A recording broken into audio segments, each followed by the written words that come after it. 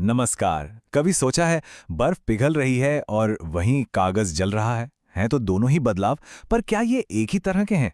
हम अपने चारों तरफ हर पल कुछ न कुछ बदलते हुए देखते हैं, लेकिन हर बदलाव के पीछे की कहानी एक जैसी नहीं होती। आज हम इसी रहस्य को सुलझाने वाले हैं।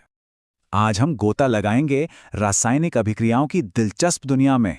हम ये समझने की कोशिश करेंगे कि चीजें एक रूप से दूसरे रूप में कैसे बदल जाती हैं और इन जादुई बदलावों के पीछे आखिर कौन से नियम काम करते हैं। तो ये है हमारा आज का रोड मैप। हम शुरू करेंगे दो तरह के बदलावों के बीच का फर्क समझने से, फिर जानेंगे कि ये केमिकल रिएक्शन आखिर होता क्या है, उसकी भाषा यानी इक्वेशंस को सीखेंगे, कुछ खास तरह के रिएक्शंस को देखेंगे और आखिर में समझेंगे कि ये सब जानना हमारे लिए इतना ज़रूरी क्यों है। तो चलिए शुरू किया जाए। चलिए सबसे पहले उसी सवाल पे वापस चलते हैं जिससे हमने शुरुआत की थी, बर्फ और कागज। यहीं से शुरू होता है हमारा पहला पड़ाव, फिजिकल और केमिकल इन दो तरह के बदलावों के बीच के अंतर को समझना। जरा यहां देखिए, एक तरफ बर्फ पिघलकर पानी बन रही है, यह है एक फिजिकल चेंज। ये टेम्परेरी है, मतलब आप पानी को वापस जमाकर बर्फ बना सकते हैं। कुछ भी नया नहीं बना, पानी तो पानी ही रहा। दूसरी तरफ लोहे पर जंग लग रहा है, ये है एक केमिकल चेंज। ये परमानेंट है और जंग जो है वो लोहे से बिल्कुल एक नई चीज है। तो दोनों में फर्क करने का सबसे आसान सवाल बस ये है, क्या कुछ नया बना? अगर हां, तो वो केमिकल चेंज है। ठीक है, तो अब हम एक केमिकल चेंज को पहचान सकते हैं, पर सवाल यह है कि यह होता कैसे है।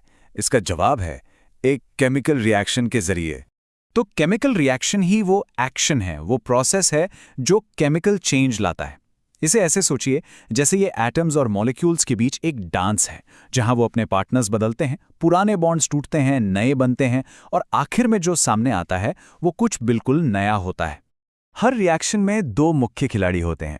एक होते हैं रिएक्टेंट्स यानी अभिकारक, ये हमारी रेसिपी की सामग्री की तरह हैं, और दूसरे होते हैं प्रोडक्ट्स यानी उत्पाद।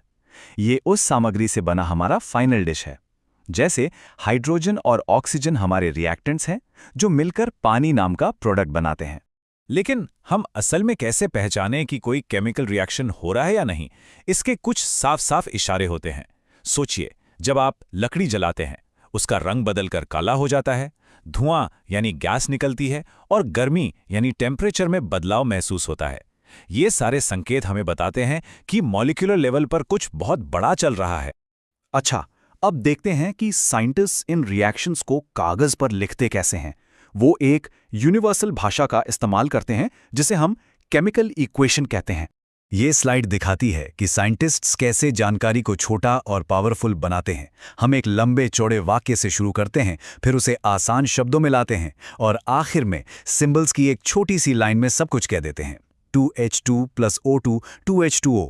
ये सिर्फ एक कोड नहीं है, ये एक पूरी कहानी है जिसे दुनिया का कोई भी साइंटिस्ट एक नज़र में समझ सकता है। यही तो है केमिस्ट्री की भाषा की असली ताकत। आपने शायद उस इक्वेशन में उन नंबर्स पर गौर किया होगा, जैसे 2x2 में वो 2। ये क्यों है वहाँ? ये एक बहुत ही ज़रूरी सवाल है और इसका जवाब कुदरत के एक सबसे बुनियादी नियम में छिपा है। ये है वो नियम, law of conservation of mass. इसका सीधा सा मतलब है कि आप पदार्थ को न तो बना सकते हैं और ना ही खत्म कर सकते हैं।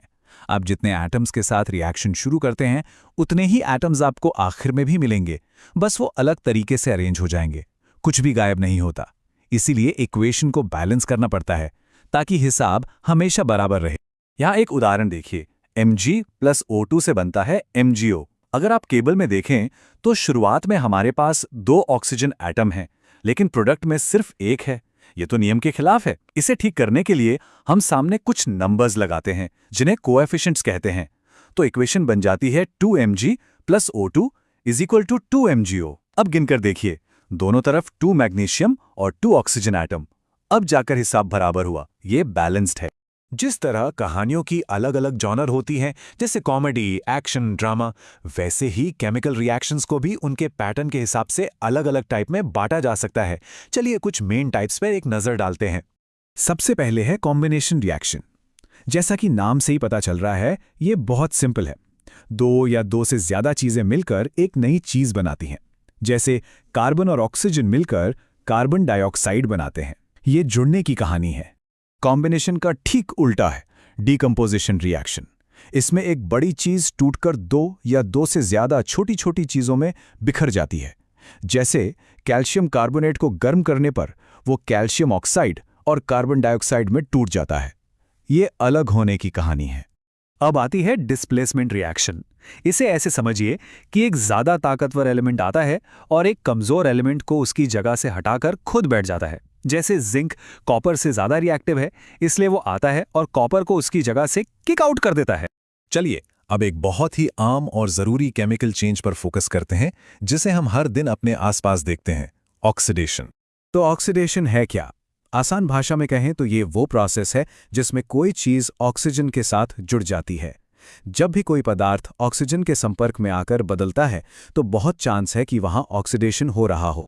इसके उदाहरण तो हर तरफ हैं। किसी चीज का जलना असल में एक बहुत तेज ऑक्सीडेशन है। लोहे पर जंग लगना एक धीमा ऑक्सीडेशन है। ये सारी प्रक्रियाएं बस पदार्थों के ऑक्सीजन से जुड़ने का ही नतीजा है, जिससे पूरी तरह से नई चीजें बनती हैं। तो अब हम लगभग आखिर में आ गए हैं। तो सवाल ये है कि ये सारे समीकरण और नियम इतने जरूरी क्यों हैं? क्या फर्क पड़ता है? एक केमिकल इक्वेशन सिर्फ अक्षर और नंबर नहीं है। ये अपने आप में एक सुपर टूल है। ये एक यूनिवर्सल भाषा है, एक एकदम सटीक रेसिपी है और एक पूरी कहानी है जो एक छोटी सी लाइन में सिमट जाती है। ये हमें दुनिया को सिर्फ समझने में ही नहीं बल्कि कंट्रोल करने और भविष्यवाणी करने में भी मदद करती है। इस नंबर को देखिए, 118। बस ये हैं ब्रह्मांड की रेसिपी बुक के सारे इंग्रेडिएंट्स। हर एक चीज जो हम देखते हैं, छूते हैं या महसूस करते हैं, इन्हीं 118 एलिमेंट से बनी है। और हमने आज जो नियम और समीकरण सीखे हैं वो ग्रामर है जो बताती है कि ये एलिमेंट्स कैसे जोड़कर, टूटकर और जगह बदलकर वो सब कुछ बनाते हैं जो हमारे आसपास मौजूद है। तो अगली बार जब आप जंग लगे लोहे को देखें या आग जलते हुए देखें तो याद रखिएगा कि आप सिर्फ एक बदलाव नहीं बल्कि एक कहानी को होते हुए देख रहे हैं। एक केमिकल कहानी जो इन सरल लेकिन बेहद शक्तिशाली इक्वेशंस में लिखी गई है। ये एक ऐसा डांस है जो हर पल हर जगह लगातार चल रहा है।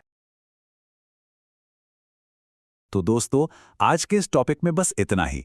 मुझे पूरी उम्मीद है कि ये सारी जानकारी आप सबको काफी पसंद आई होगी और फायदेमंद भी रही होगी। और हाँ, अगर आपको हमारा ये काम वाकई में अच्छा लग रहा है और आप चाहते हैं कि हम ऐसे ही और भी टॉपिक्स पर बात करते रहें, तो हमें सपोर्ट करने के 3 बहुत ही आसान तरीके हैं। सबसे पहला और सबसे जरूरी काम, सैफ साइंस ट्यूटोरियल को सब्सक्राइब कर लीजिए। इससे होगा ये कि जैसे ही हम कोई नया वीडियो लेकर आएंगे वो आप तक तुरंत पहुंच जाएगा, कुछ भी मिस नहीं होगा। दूसरा, अगर आपको इस वीडियो से कुछ भी नया सीखने को मिला तो प्लीज लाइक बटन जरूर दबाइए। देखिए, आपके एक लाइक से हमें ये समझने में बहुत मदद मिलती है कि आपको किस तरह का कंटेंट पसंद आ रहा है। और हाँ, कमेंट करना तो बिल्कुल मत भूलिएगा। आपके जो भी सवाल हैं, जो भी विचार हैं, वो हमारे लिए बहुत ही कीमती हैं। बल्कि मैं तो कहूँगा कि आप कमेंट्स में हमें ये ज़रूर बताइए कि अगला वीडियो आप किस टॉपिक पर देखना चाहेंगे। सच बताऊं तो आपके सुझावों से ही हमें बेहतरीन आइडियाज़ मिलते हैं। आप सबके सपोर्ट के लिए दिल से बहुत बहुत शुक्रिया। चलिए मिलते हैं फिर अगले वीडियो में एक नए टॉपिक के साथ।